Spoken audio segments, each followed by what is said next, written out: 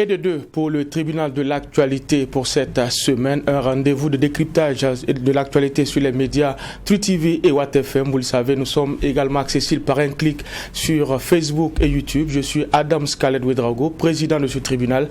Avec moi sur ce plateau, comme d'habitude, les juges au siège, Bernard Bougma Jofrava. Bonjour et bienvenue. Bonjour président, bonjour juge Vara, bonjour madame, monsieur.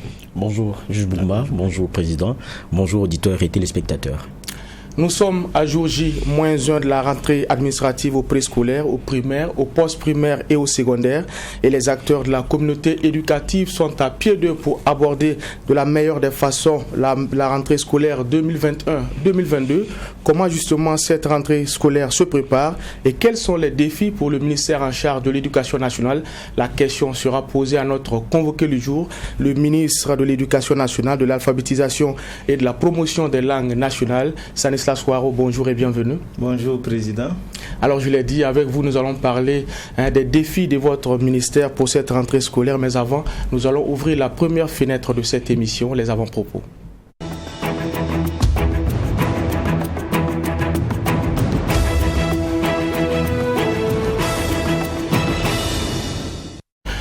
Monsieur les juges, vous avez la parole. On commence avec vous, juge Bougma. Merci président. Mon avant-propos c'est la Guinée. La Guinée où Alpha Condé refuse de signer sa réédition, pour ne pas dire sa démission.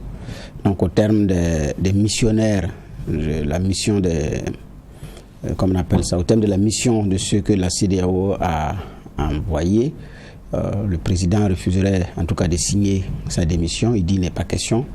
Et l'autre aspect, puisqu'on lui interdit également de commenter l'actualité politique, donc c'est-à-dire le silence absolu. Et pour le leader de la FEANF, ce sont des choses non négociables. Et il est même jusqu'à aller dire, selon les confidences, bon, il préfère être tué que être réduit au niveau de ce silence-là. Donc, c'est aussi une situation, bon, quelqu'un a été renversé, les institutions sont dissoutes, le gouvernement il est dissous et tout, et en même temps vous débarquez quelqu'un, vous lui dites de signer sa démission. Bon, donc qu'on ne veut pas, et parce qu'après il faut maquiller ça par démission assistée comme on l'a vu pour IBK. Et donc effectivement ce sont les mêmes choses qui sont en train de ressortir.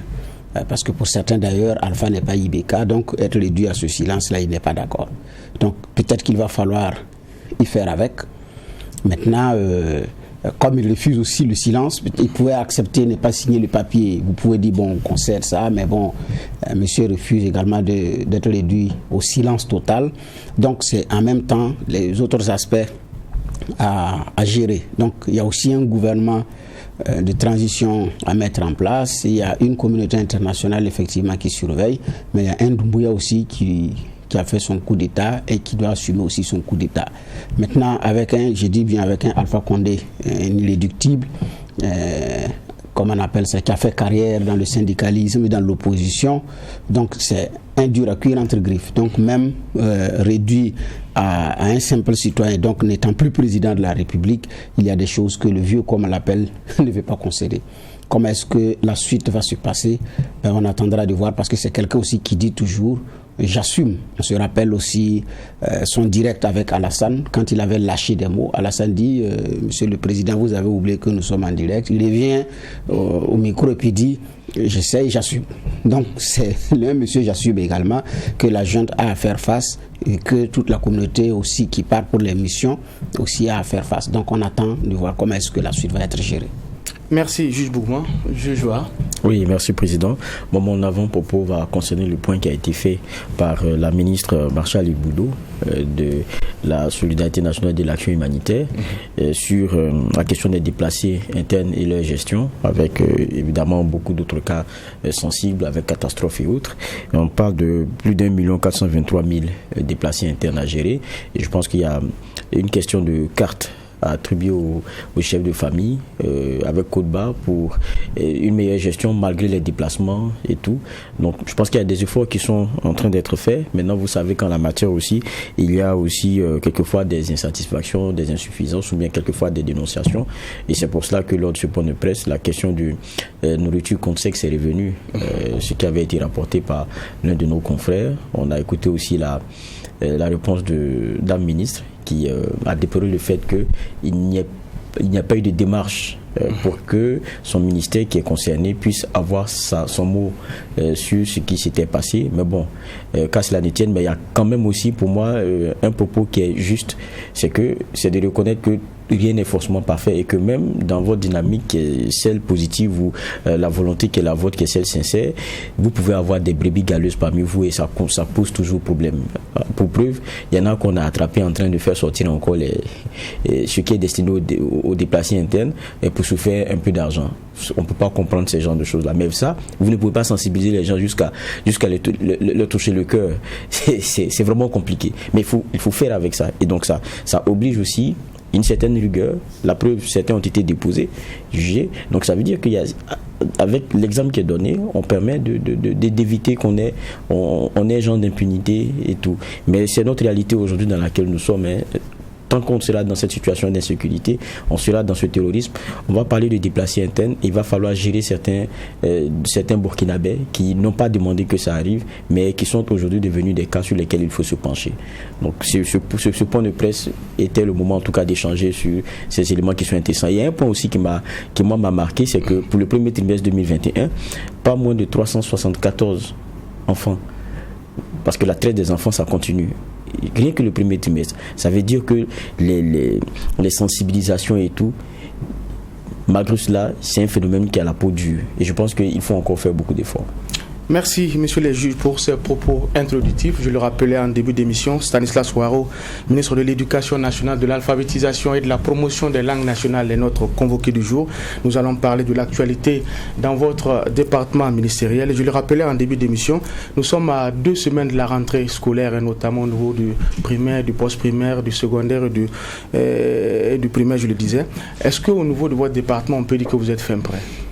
Alors, on n'est jamais toujours totalement prêt dans ce genre de choses, mais on travaille à ce que nous puissions minimiser donc, on va dire, toutes les insuffisances. Mais je voudrais quand même rappeler qu'il y a 2 situations. En fait, la rentrée administrative a déjà eu lieu dans la région du Plateau central, qui est la région qui abrite les festivités de la fête nationale du 11 décembre.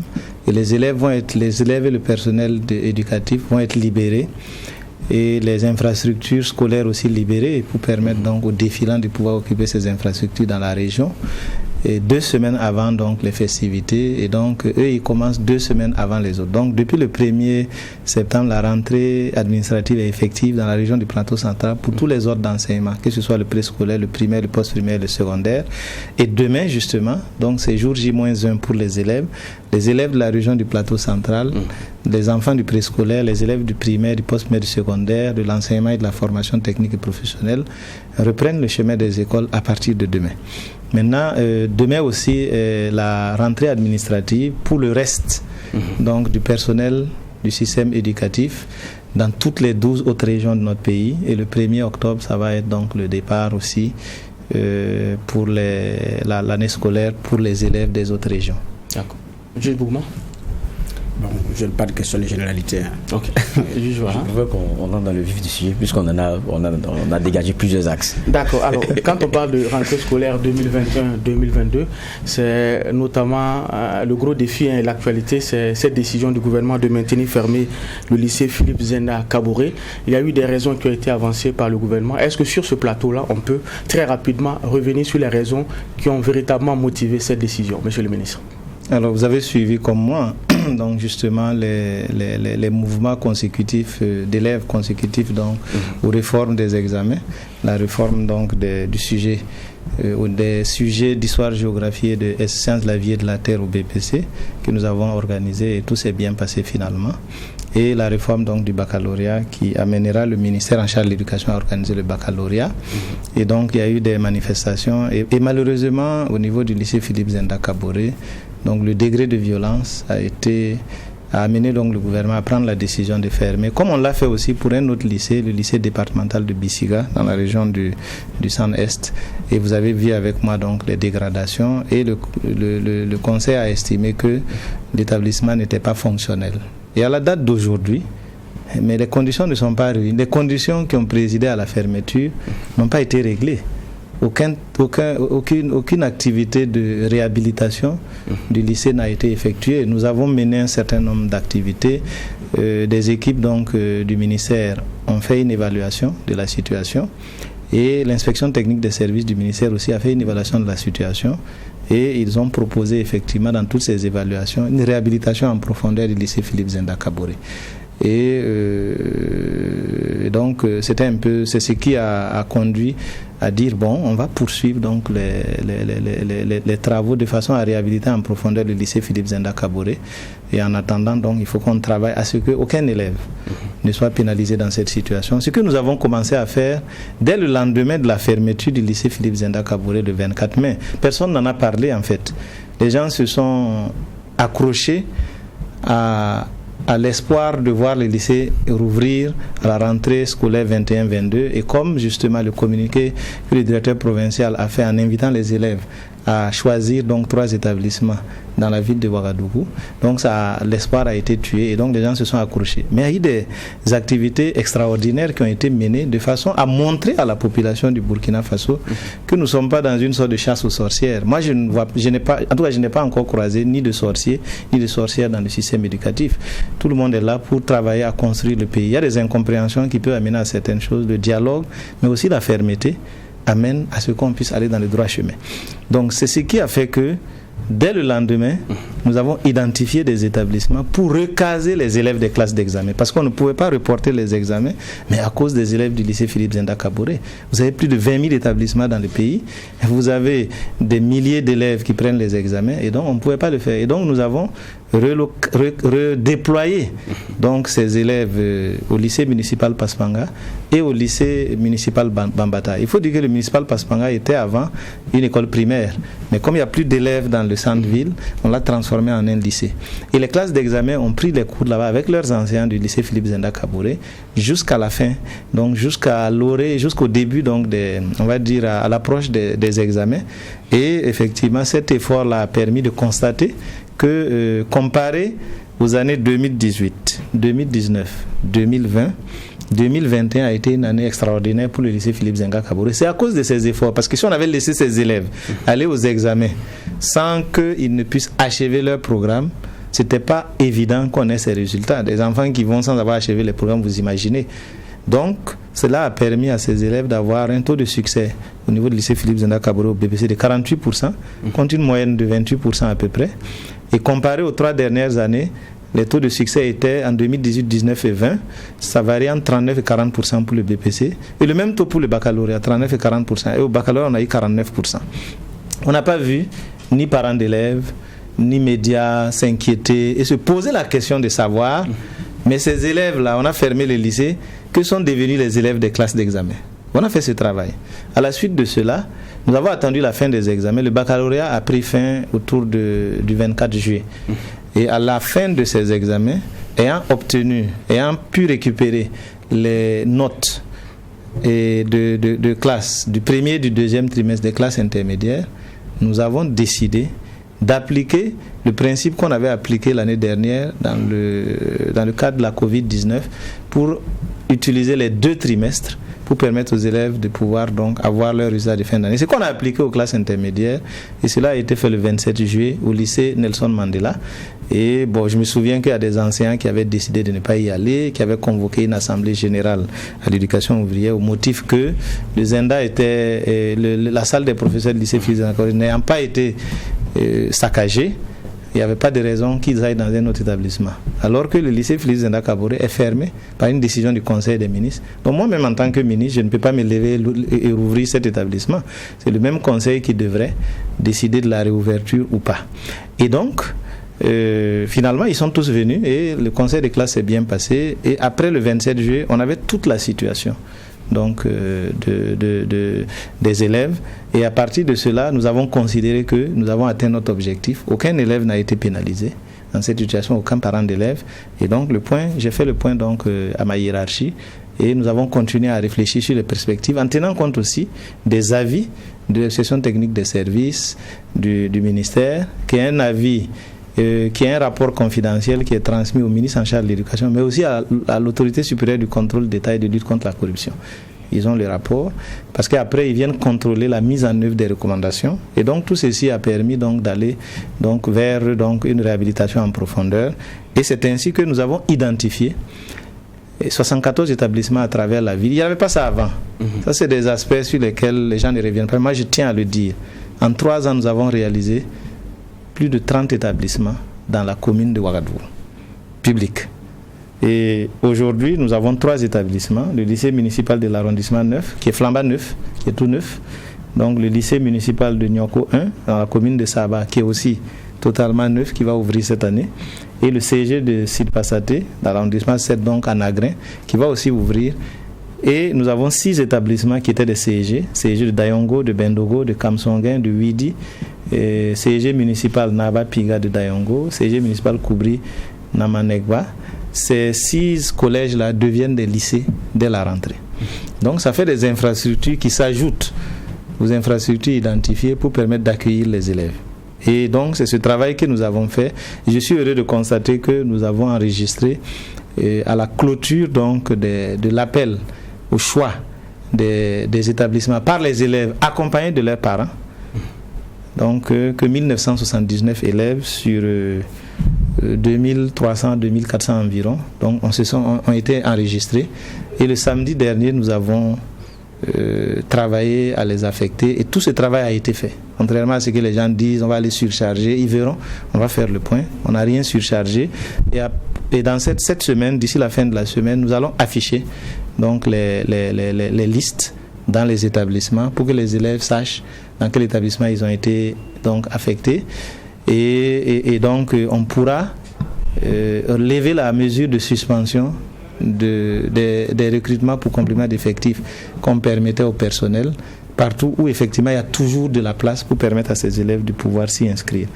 D'accord. Alors, juste pour moi. Oui, au lendemain de cette crise intervenue au lycée, il a été dit qu'il n'y a plus de mémoire, tout a été effacé. Comment est-ce que la reconstitution des notes là? Oui, mais c'est une base de données. Le premier trimestre a été délibéré, le deuxième a été délibéré, donc on a pu récupérer effectivement donc les données donc des premiers et deuxième trimestres. Comment ça a été récupéré? Parce qu'on nous a même dit que le serveur est parti. Chaque élève est revenu avec son bulletin. Non, les élèves ne sont pas revenus. Oui, il y en a qui gardaient par devers eux, et puis il y a celui qui gérait aussi le serveur de réplication qui a permis qu'on ait les données. Mais effectivement, le 17, vous avez constaté avec moi que le serveur était parti. Et puis donc on n'avait pas de situation, on a continué de travailler pour voir ce qu'il fallait faire et on a pu effectivement récupérer les données, ce qui nous a permis donc de pouvoir organiser on va dire donc organiser donc cette délibération. Deuxième question, mais le flux, parce qu'il y a une répartition, est-ce que la crainte de la surcharge dans les autres salles de classe également, comment est-ce que cet effet va se gérer, même si vous dites qu'il y a de nouveaux établissements, il y a d'autres qui ont été érigés en lycée?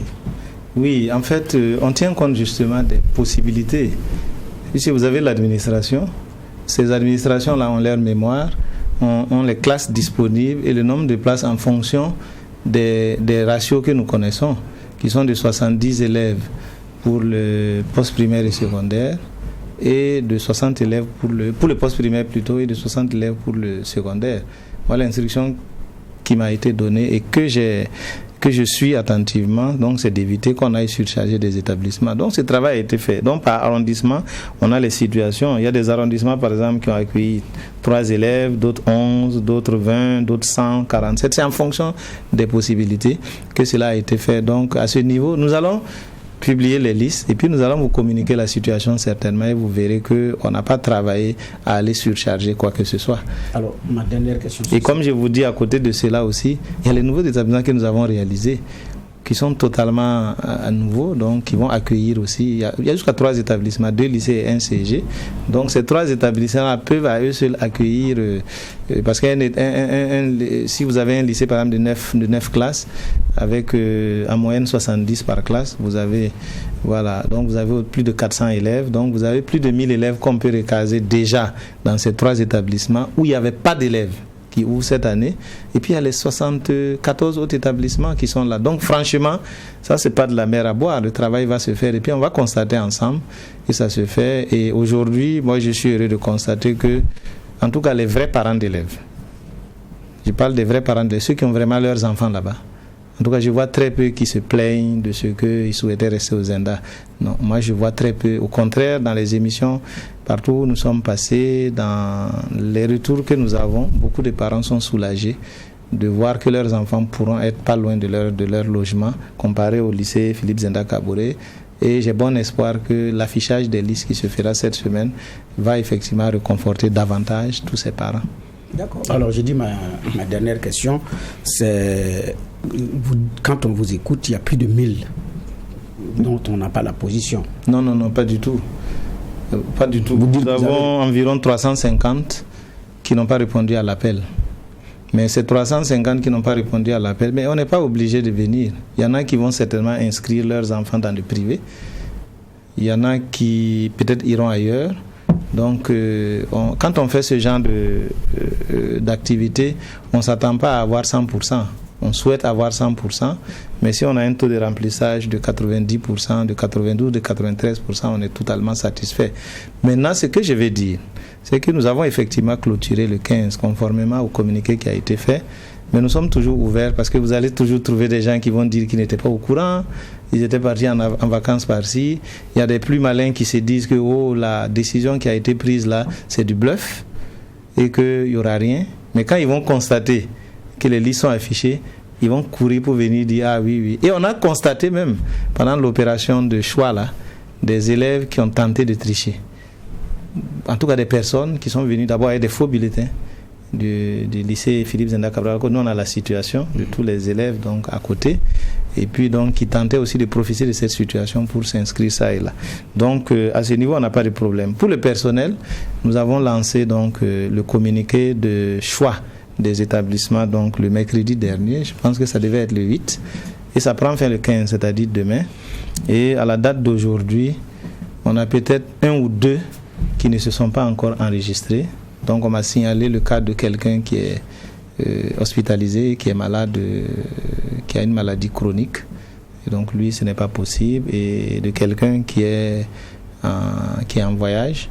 En dehors de ces deux-là, en tout cas, les informations que j'ai reçues, c'est que, parce que hier on attendait encore 14 personnes, c'est que tout le monde, tous les enseignants, tous les membres du personnel administratif ont déjà fait leurs 3 choix. D'accord. Juge va. Oui, moi j'ai regardé un reportage qui est passé peut-être juste quelques minutes avant qu'on ne commence le tribunal de l'actualité avec le Zenda et sa réalité aujourd'hui. Je pense qu'il y avait l'ancien proviseur qui servait de guide aux journalistes. On a vu que les bâtiments sont dans un état qui... C'est pas vraiment... Quand on est là à dire c'est le plus grand lycée du Burkina, mais au fond... après avoir dit ça, mais il y a la réalité des bâtiments même. Ils sont dans une désuétude pas possible. Et puis vous voyez des escaliers qui ne tiennent pratiquement pas. Ça chointe un peu de partout. Il y a l'insécurité. Moi je me pose la question. C'était un peu aussi dans ce cadre-là que les élèves allaient à l'école. Juste peut-être que ce qui s'est passé, la fermeture, donne peut-être une opportunité de pouvoir régler les choses. Ou pour certains aussi, le prétexte pour ce qui est d'impression à l'expression syndicale dérangeante de pouvoir à un moment donné sauver une situation, bon, quoique, mais je dis, qui est responsable de ce qu'on a vu? Les bâtiments, c'est des dizaines, des décennies, c'est vrai, mais quand même, il y a eu un laisser-aller aux Zenda. Alors, il faut dire d'abord que la première question importante, comme je vous ai dit, moi, il n'y a pas de chasse aux sorcières. Si on voulait faire des chasses aux sorcières, on aurait même laissé les élèves des classes d'examen là se débrouiller avec les 2 trimestres effectués et puis aller dans des conditions d'inégalité pas possibles pour passer les examens. On l'a réglé. Pour les classes individuelles, on a trouvé des solutions pour soulager les élèves et dire qu'on a démantelé un bastion au lycée Philippe Zenda Kaboré. Moi, je dis non, pas du tout. Parce que, vous savez, l'AESO, leur responsable a été au lycée Nelson Mandela, le nommé Ouedraogo Madi. Il n'était pas au lycée Philippe Zenda Kaboré. Et puis, il y avait d'autres aussi qui étaient au lycée Bogodogo, comme un certain Marie Judas, etc. Donc, ils sont partout à travers le pays.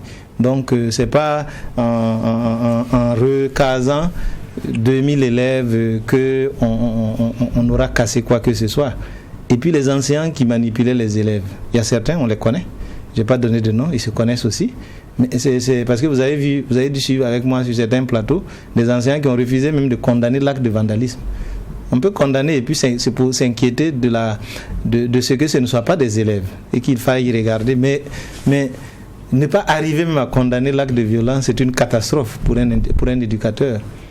Mais malgré cela, ces enseignants-là, ils restent là, ils seront dans d'autres établissements. Donc s'ils veulent mener des mouvements, ils continueront de mener. Ce n'est pas ça l'objectif. Notre objectif, c'est aller de l'avant. Donc vraiment, sur cet aspect-là, je voudrais vraiment rassurer les uns et les autres qu'on n'a pas cherché à démanteler. Du reste, on aurait pu fermer le lycée Nelson Mandela.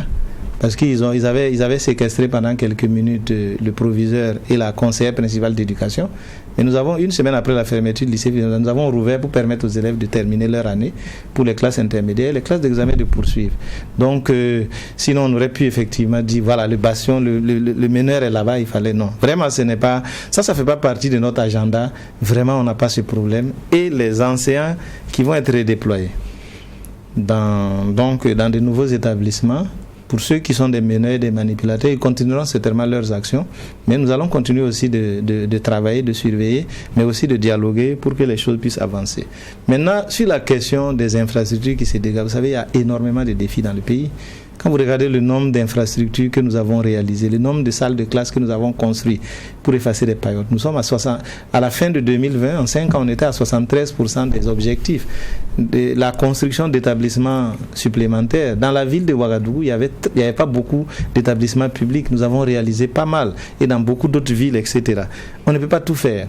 Et donc, malheureusement, il y a justement dans un certain nombre de régions, les tout premiers lycées du pays qui sont dans des états de dégradation assez avancés. Vous avez le lycée Rialé de Tenkodogo, allez-y faire une visite, le lycée Yadega à Waïguia, le lycée provincial de Dédougou, le lycée Wenzen Koulibaly, vous avez le lycée Nelson Mandela où on a vu une vidéo, etc. Effectivement, il y a un besoin de réhabilitation d'un certain nombre d'infrastructures. Je vais vous dire que quand vous prenez par exemple le lycée provincial de Réau, il y a 2 ou 3 ans, on avait présenté des images dans les réseaux sociaux où les toitures étaient parties, rongées par la rouille. Et puis donc pendant la saison hivernale, donc les herbes avaient même poussé dans les salles de classe. Et les anciens avaient décidé de ne pas faire cours. Repartez là-bas, vous allez voir, on l'a réhabilité entièrement en mettant des carreaux ça et là, et c'est devenu Famba neuf. Le lycée Lompolo connaît aussi dans un état de dégradation. Et j'ai discuté avec donc les engagements nationaux pour que cela soit fait.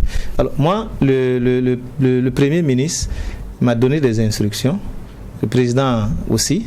Donc, ils m'ont donné des instructions de travailler à faire une évaluation des anciens grands lycées qui ont besoin de réhabilitation. Et donc, ce travail va se faire. Nous avons déjà fait un petit point pour le lycée Nelson Mandela. Les équipes vont se déblayer dans les régions. On va identifier les premiers établissements. On va faire des évaluations et progressivement, nous allons programmer la réhabilitation de ces infrastructures. Aujourd'hui, le premier défi, c'est la réhabilitation du lycée Philippe Zenda Kaboré parce que donc, le Conseil des ministres de la semaine dernière a effectivement donné des orientations pour qu'on travaille à une réhabilitation en profondeur afin qu'il soit ouvert en 2022-2023. Et donc l'objectif qui a été donné, il faut qu'on le réhabilite pour qu'il soit un établissement d'excellence, comme il était dans le passé, dans les années 58, 60, 62. Il y a des grands noms qui sont passés là-bas, mais c'était un lycée national d'excellence. Donc ça va se faire. Maintenant, à qui la faute? Bon, vous savez que le travail donc, gouvernemental est une continuité. Donc je ne vais pas dédouaner le gouvernement ni me dédouaner. Nous sommes responsables de la réhabilitation de ces infrastructures.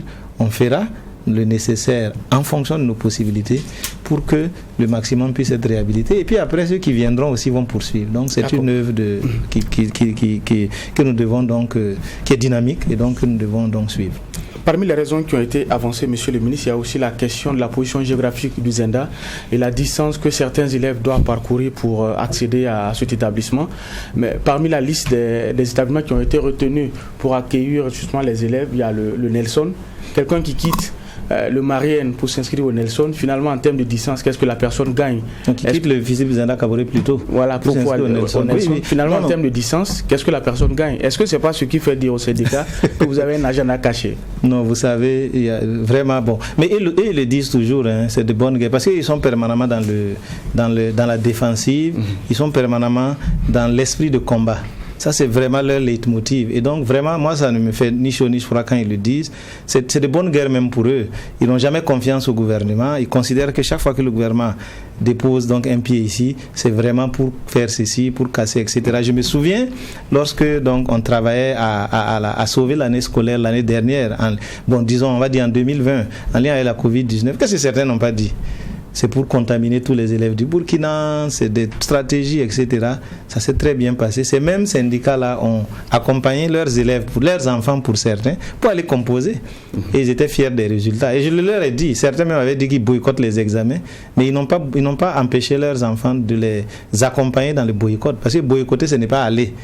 Donc quand vous refusez d'aller là, normalement, vous commencez par vos propres enfants, mais il y en a qui sont partis et il y en a qui avaient 3 ou 4 enfants qui passaient les examens. Donc ils ont décidé de boycotter les examens, mais ils ont envoyé les enfants. Donc je dis, on est dans une dynamique comme ça dans ce pays, on se connaît tous, on va avancer. Ce que je tenais à dire donc dans cette situation, c'est la chose suivante. On a fait des propositions. On n'a pas obligé un enfant à choisir, avec son parent, d'aller choisir le lycée Nelson Mandela ou le lycée Bogodogo. Mais moi, il y a une confidence que je vais vous donner. Donc, il y a des parents qui ont dit, et ils sont à Saba. Il y a des propositions pour Saba. Je vous ai dit qu'il y a un nouveau lycée là-bas. Et même d'autres établissements qu'on a présentés. Mais il y a des parents qui ont dit, non, ils préfèrent choisir le Bogodogo. L'enfant était au Philippe Zenda Kabouré. Il préfère aller au Bogodogo parce qu'il considère que la qualité de l'enseignement est meilleure au Bogodogo qu'à Saba. C'est leur jugement. Ici, ils jugent que le Bogodogo, qui est, de mon point de vue, quelqu'un qui venait au Zenda à partir de Saba et qui choisit le Bogodogo, n'a véritablement pas réduit sa distance. Mais il dit qu'il préfère cela. Donc, il y a du tout dedans, mais le maximum, effectivement, est soulagé. Il y a une dame qui a fait une confidence après, donc, pendant des débats de certains de mes collaborateurs sur des plateaux en disant que sa fille, elle habite Sandogo.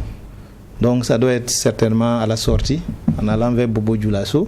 Sa fille a eu le BPC l'année dernière et elle a été orientée, parce qu'elle a eu l'entrée en seconde, au lycée Philippe Zenda Kabouré. Elle a négocié pour un transfert au lycée Vénégré, à Tampouy, à Pissi, ou au lycée Mix, elle n'a pas pu avoir de place. Et qu'aujourd'hui, on lui donne l'occasion de pouvoir choisir un de ces établissements qu'elle rêvait de voir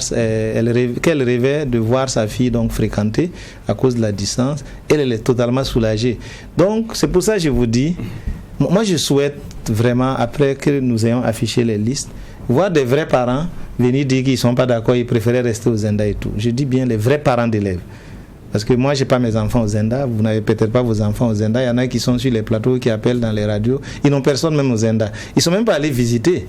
Je suis content de voir effectivement que vous avez fait un reportage au lycée pour montrer l'état de dégradation et l'insécurité. Les faux parents d'élèves là. Mais moi je les appelle des faux parents d'élèves par rapport aux parents d'élèves du lycée Philippe Zenda Kabouré. Pour moi, nous travaillons pour soulager des élèves et des parents d'élèves. Et je souhaite que ces gens puissent s'exprimer, que ce soit des personnes qui n'ont peut-être même pas d'enfants au Burkina Faso, et qui étudient dans nos choses et qui vont dans les médias et dans les radios pour raconter des choses. Il faut que les vrais parents qui sont soulagés là puissent aussi s'exprimer pour montrer.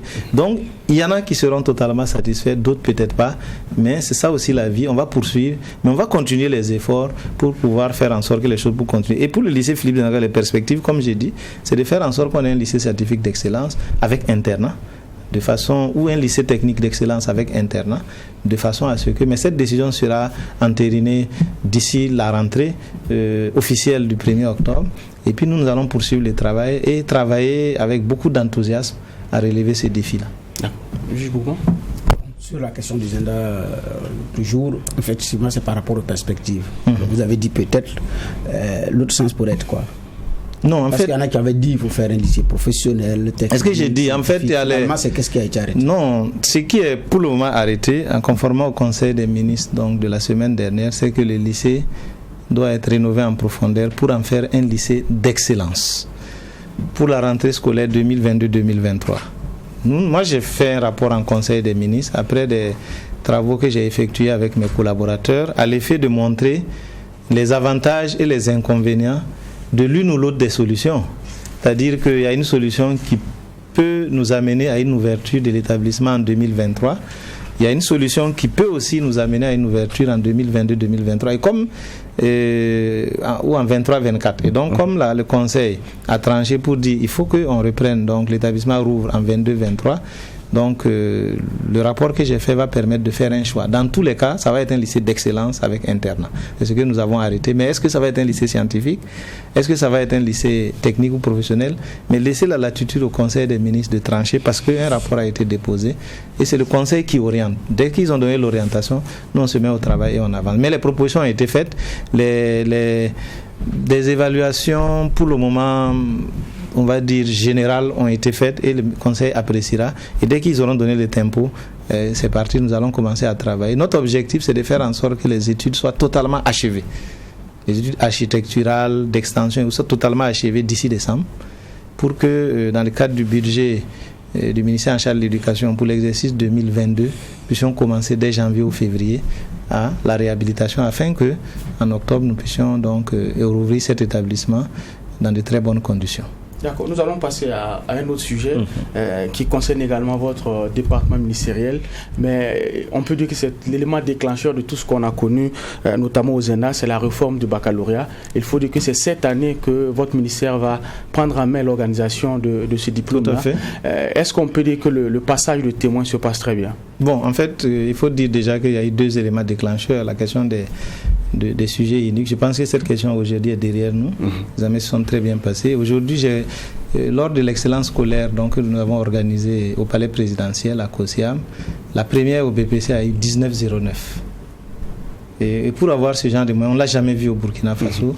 C'est parce qu'elle a eu des moyennes qu'on ne pouvait pas avoir en histoire jouant à SVT. Et donc, du coup, je ne dis pas que son exemple seul suffit à dire qu'on est satisfait de ce qu'on a fait. Mais il y a beaucoup d'exemples qui montrent qu'effectivement, la forme du sujet favorise les élèves. Parce qu'avant, c'était soit le commentaire, soit la dissertation. En histoire géo, par exemple, et ça posait souvent des difficultés à des élèves. Maintenant, le deuxième élément déclenché, effectivement, c'est la réforme du baccalauréat. Oui, effectivement, nous avions dit à l'époque qu'on n'était pas prêt pour l'organiser. Et nous avons donc mis à profit tout ce temps, et même la période de crise, pour travailler sur l'organisation de l'examen. Et aujourd'hui, on est fin prévu. On a travaillé avec donc, nos collègues de l'enseignement supérieur, et avec aussi le ministère des Finances, parce qu'il y a trois volets. Il y a le volet organisation, il y a le volet transfert, et puis il y a le volet financier. Donc le volet financier, c'est avec l'accompagnement du ministère de l'économie, des finances et du développement. Le volet, et donc on a un rapport qui est en cours de préparation et que le ministre des Finances va introduire bientôt en Conseil des ministres pour autoriser donc les élèves à s'inscrire. Au lieu maintenant de s'inscrire donc à l'université Joseph Kizerbo, ils s'inscriront à travers les directions régionales et autres. Donc, et ces fonds vont être reversés donc dans le trésor public donc comme recette ordinaire. Alors le deuxième volet, c'est le volet transfert. Donc on a organisé donc des séances de travail avec le ministère de l'enseignement supérieur, des techniciens. Ils ont fait un travail et ils ont fait un rapport que nous avons signé, le ministre en charge de l'enseignement supérieur et moi, où effectivement donc on a apprécié ce qu'on pourrait récupérer, ce qu'on ne peut pas récupérer, ce qui n'est pas à donner, ce qui est à donner, etc. Et cela nous a permis de voir tout ce que nous devons acquérir pour poursuivre le travail. Ce travail a été fait. Ensuite, nous avons mis en place, arrêté donc une commission qui a travaillé donc sur les questions de règlement du baccalauréat, sur les questions de discipline liées aux examens et sur la présidence des jurys. Voilà, et donc ce travail a été achevé et des rapports ont été aussi introduits en Conseil des ministres. Et donc bientôt tout cela va être entériné. Mais nous continuons toujours de travailler. On ne met pas l'agenda du Conseil des ministres dans notre agenda parce que le baccalauréat, après la session donc, de remplacement, il faut commencer. Donc nous continuons donc de travailler de façon à ce que les choses donc, se déroulent dans de bonnes conditions. Et cette année, on est fin prêt. Pour la présidence des jurys, la proposition qui a été faite, c'est que nos collègues de l'enseignement supérieur peuvent toujours donc, présider les jurys. Maintenant, et le cas échéant, c'est-à-dire que si à un moment donné, et pour quelques raisons que ce soit, donc des collègues de l'enseignement supérieur ne sont pas en mesure d'organiser les examens, c'est toute raison possible. Hein. Ça peut être lié au fait qu'on refuse de libérer certains parce qu'ils n'ont pas fini leur cours, etc. Et si on n'a pas des situations de remplacement de collègues de l'enseignement supérieur, on pourra faire appel à des agrégés de l'enseignement secondaire ou à des professeurs certifiés des lycées et collèges. Donc fondamentalement, il n'y a pas eu de changement, parce que c'était l'inquiétude aussi des gens et autres. Donc, j'ai rassuré que donc, les collègues de l'enseignement supérieur continueront de présider effectivement donc, les jurys. On n'a pas de problème à ce niveau. Et puis, donc, sinon, le reste se poursuit parce que vous savez que 98% de l'organisation, c'est le secondaire qui le faisait. Le choix, les propositions de sujets, le choix des sujets, la correction, l'organisation même au niveau régional et au niveau provincial, ce sont nos directeurs régionaux et provinciaux, ce sont nos intendants qui payent et tout. Donc c'est l'aspect président du jury mais qui ne change pas. Et donc de mon point de vue, les choses se passent bien. En tout cas avec l'enseignement supérieur, nous travaillons ensemble afin que cette réforme-là puisse très bien se passer et que les gens soient rassurés de ce que l'objectif n'était pas de contingenter quoi que ce soit, mais donc de s'aligner sur les standards donc, communautaires et puis avancer. D'accord. La question du signataire du diplôme avait été posée dans les débats. Qui signe? Mais c'est normalement le ministre en charge de l'éducation qui va signer, comme ça se fait en Côte d'Ivoire par exemple. Les universitaires président. Donc, si celui qui préside donc les attestations provisoires, les relevés de notes, il va toujours signer. Mais maintenant, la signature du diplôme, c'est le ministère en charge de l'éducation. C'est le ministre en charge de l'éducation qui va le signer. Il n'y a pas de problème pour le diplôme. Juge va. Et, je me rappelle que lorsqu'on parlait de cela, il y avait beaucoup de questions qui étaient suscitées. Hein. Et puis, on sentait chez vous déjà, monsieur le ministre, beaucoup de prudence. Vous disiez, non, on ne va pas y aller maintenant. Soyez rassurés, on va tout calibrer. On va même d'abord créer la direction de l'examen du baccalauréat qui sera sous la coupe de la direction générale des examens et concours. On a senti beaucoup de prudence. Qu'est-ce qu'il y avait? Vous ne vouliez pas marcher sur certains œufs parce qu'on sait aussi la question des examens. Derrière, il y a ceux qui corrigent qui sont payés, il y a ceux qui vont présider qui sont payés. Il y a une affaire d'argent. Hein. Il y a une affaire d'argent. Donc, oui, tout à fait. Est-ce que ça va pas créer de petites bisbilles et puis vous avez dit qu'il faut être un peu prudent? Non, en fait, vous savez, c'est une réforme importante qui a même été suscitée déjà sous Mélégué. Une réforme qui a été sous Mélégué. Après, donc, le Premier ministre d'Abiré, quand il était ministre aussi, a essayé donc, la mise en œuvre. Il a organisé à travers donc, l'OCECOS l'examen du baccalauréat. Ça a été organisé au moins une fois. Et puis après, donc, il y a eu un retour pour repartir. Et donc, au regard de tout ceci, et puis comme vous dites, c'est des examens. Si vous n'allez pas prudemment, en prenant toutes les précautions, que ce soit bien organisé, commencez et puis vous allez dire, voilà, on avait dit que ces gens-là ne peuvent pas organiser l'examen, ils ont tout mélangé, ils ont fait ceci, etc. Et donc, la prudence est de mise. Nous, on ne s'est pas préoccupé de l'aspect financier. Pas du tout. On s'est plus préoccupé des aspects techniques et organisationnels de façon à réussir cet examen. Et donc aujourd'hui, comme vous dites effectivement, donc l'organigramme du ministère va être donc revu de façon à créer la direction de l'examen du baccalauréat. Donc certainement dans la direction générale des examens et concours y aller. Mais je trouve que la précaution était bonne. On a été clair, on a apprécié les éléments. On a dit on ne peut pas l'organiser en 2020-2021. Mais on se prépare pour 21-22 et nous pensons être prêts aujourd'hui pour le faire. Et donc, je pense que ça va bien se passer. C'est un examen extrêmement important comme les autres examens. Et donc, c'est important effectivement de prendre toutes les précautions de façon à pouvoir l'organiser. Oui, moi, c'est une toute autre rubrique. C'est les lycées scientifiques qui ont été créés. Ça appelle à de la logistique. Il y a d'autres langues, dites langues mortes, qui normalement devraient être enseignées dans ces établissements scientifiques. Lesquels, par exemple le latin. Dans les établissements scientifiques, il y en a qui font appel au latin. Il y a d'autres qui font parfois appel au grec compte tenu du profil qui vont se dessiner, des élèves qui vont se dessiner par après. C'est important dans leur parcours. D'accord. Alors, donc, et puis, ça demande aussi de la logistique, l'informatique. Les laboratoires. Oui, les laboratoires. Alors, on a créé, je pense, je ne me trompe pas, c'est 14. Donc, d'un point de vue équipement, d'un point de vue logistique et d'encadrement, est-ce que le Burkina est véritablement prêt pour s'engager? Alors, moi je resterai prudent, comme l'a dit Jules, sur ces questions, parce que vous savez, dès que vous tenez des propos, quand vous êtes à ce niveau de responsabilité, les gens ils s'accrochent immédiatement, avec juste raison, parce que normalement, un responsable de ce niveau ne devrait pas mentir. Donc, je resterai prudent, mais ce que je voudrais déjà dire, c'est me satisfaire de ce que nous avons déjà créé, les 8 qui fonctionne, donc fonctionne déjà très bien, avec quelques difficultés. Vous avez le lycée scientifique de Kaya qui n'est pas encore achevé, il y a eu des difficultés, mais nous travaillons actuellement de façon à faire en sorte que cette année scolaire-là, on puisse l'achever pour que les élèves y aillent. Le lycée scientifique de Waiguia est achevé, il y a eu quelques malfaçons. L'entreprise est en train de reprendre donc les travaux là où il y a les malfaçons et on espère qu'ils vont reprendre. Il y a des besoins au niveau des lycées scientifiques régionaux d'internat. Parce que vous savez, dans la région, vous prenez la région de la Boucle du Moun, donc un élève excellent qui a été sélectionné pour le lycée scientifique régional de Dédougou, mais qui vient de Solenzo, qui n'est pas à l'internat, ça peut poser des difficultés. Mais ce n'était pas prévu. On avait prévu des internats pour le moment au niveau des 2 grands lycées scientifiques nationaux, de Ouagadougou et de Bobo Dioulasso. Et là, ça se passe. Et nous travaillons à ce que dans un moyen terme, nous puissions avoir un internat dans chacun de ces établissements. Ça, c'est vraiment un projet. Nous avons déjà commencé à travailler sur les études architecturales de ces internats. Nous avons déjà les coûts. Maintenant, on va travailler à pouvoir le faire. Maintenant, il se trouve que dans la vision du chef de l'État, chaque région devait avoir un lycée scientifique régional, à côté des 2 grands lycées scientifiques nationaux. Et donc, il y a 6 nouveaux. Donc, vous avez Dori, vous avez Gawa, vous avez Banfora, vous avez Ziniare, vous avez, je ne sais plus, en tout cas, il y en a 6 qui n'ont pas Fada. Justement, vous avez Fada et Manga. Donc, ces 6-là n'ont pas encore de lycées scientifiques régionaux. Mais nous avons obtenu les fonds à travers la Banque mondiale pour la réalisation de ces infrastructures. Nous avons déjà même lancé les marchés. Les entreprises ont été sélectionnées. Je pense que les résultats sont en cours de publication. Sinon, peut-être la publication achevée. Mais je pense que ça doit être en cours.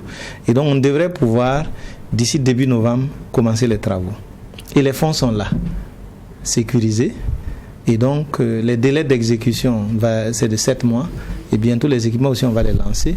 Et donc, tout ça nous a amené à nous dire, à partir du moment où, en octobre 2022, ces 6 établissements de référence seront prêts, pourquoi ne pas commencer cette année à prendre la première promotion et puis à trouver des bâtiments d'emprunt? C'est ce que nous avons fait et chaque région concernée l'a fait. Moi, j'ai visité le bâtiment d'emprunt de Zignaré qui est déjà là.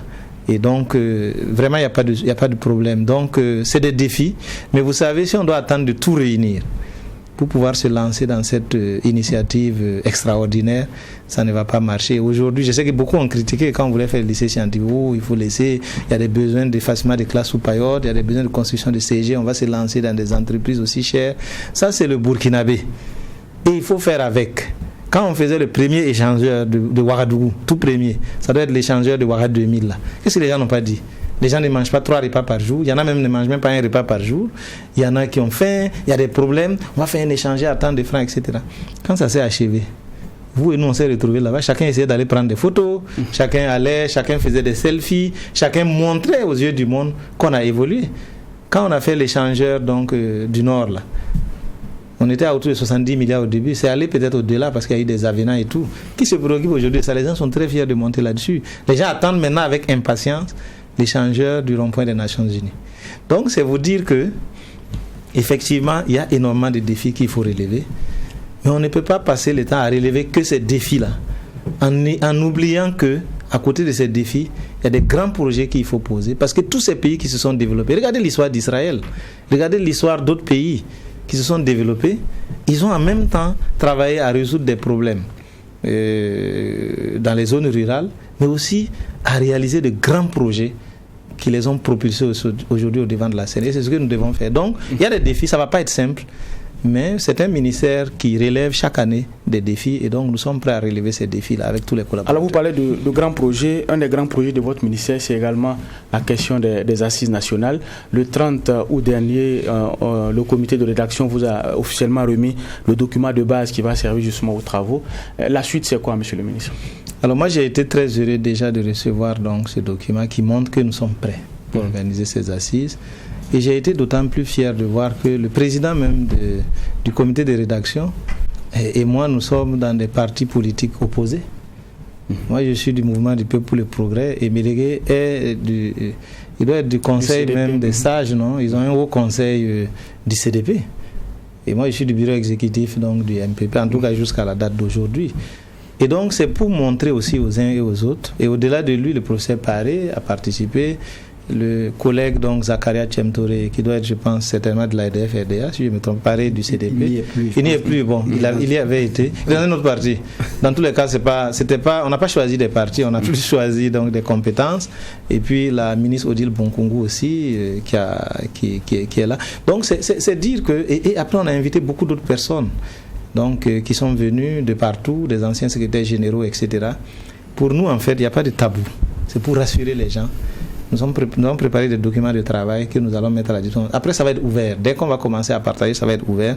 Donc, il n'y a pas de tabou. On souhaite que chacun contribue au développement de notre système éducatif. Maintenant, les étapes, les prochaines étapes, c'est d'abord les dates. Il y a deux formats. Donc, on va d'abord aux assises régionales qui vont avoir ces documents de base et qui vont se réunir. Et après les assises régionales qui vont être présidées par les gouverneurs, il y aura les assises nationales. Donc moi je reçois les gouverneurs donc le jeudi à 16h30. Donc pour 2h30, 16h30 à 19h environ. Parce que pour travailler donc sur l'agenda des assises régionales et sur le format de présidence donc, et d'animation des débats. Et nous allons leur remettre officiellement les documents de base qu'ils pourront remettre à toutes les personnes qui sont concernées. Et les dates des assises donc, vont être discutées en Conseil des ministres demain. Et je souhaite effectivement que le Conseil puisse choisir les dates qu'on va vous communiquer. Et on fera le travail. Sinon, nous sommes fin prêts.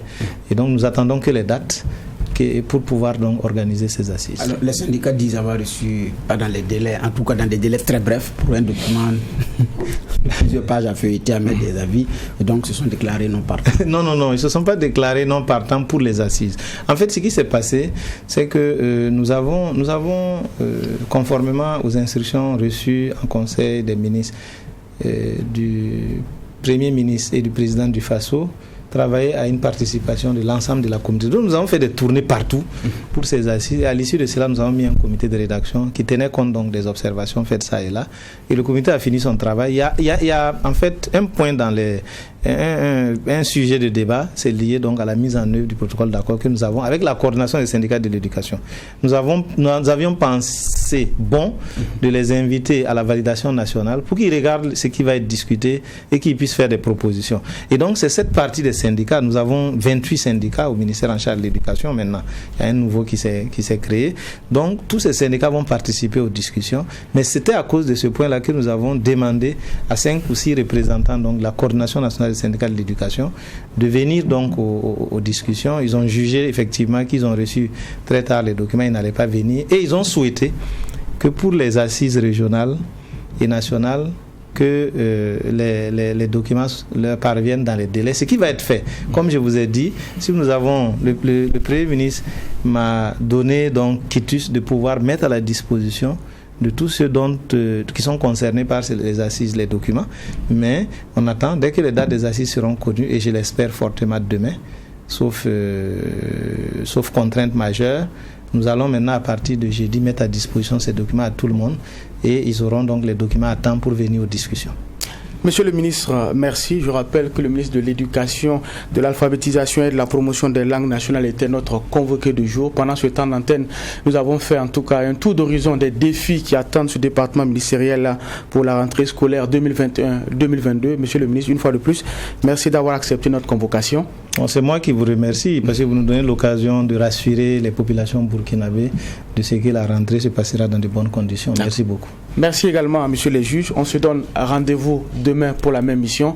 Poser un regard critique sur l'actualité, mais en attendant, restez fidèles au programme des médias leaders, Truth TV et Watt FM.